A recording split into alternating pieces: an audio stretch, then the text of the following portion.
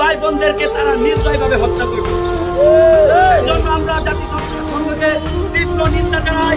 কেন আজ পর্যন্ত ফিলিস্তিনের পক্ষ নিয়ে ইসরায়েলের বিচার করা হয় না?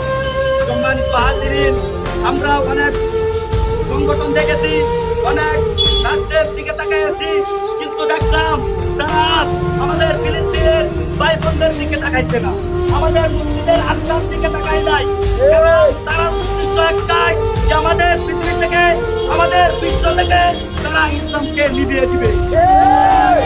তাদেরকে একটা ভাষায় কত ভাষায় বলতে চাই, তারা যেন এই কথা না ভুলে যায় যে তাদের বিরুদ্ধে আমাদের বিশ্বনবী হযরত মুহাম্মদ সাল্লাল্লাহু আলাইহি ওয়াসাল্লামের নেতৃত্বে 313 সাহাবী বদর যুদ্ধ জয় করেছিল।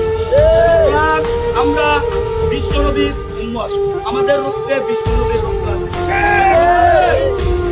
কেউ যদি মনে করে তারা হামলা করে ফিলিস্তিনকে ধ্বংস করে দিবে, মসজিদের আশটাকে ধ্বংস করে দিবে, এটা আমরা কখনো মানি নাই, এখনো মানি না, ভবিষ্যতেও মানবো না।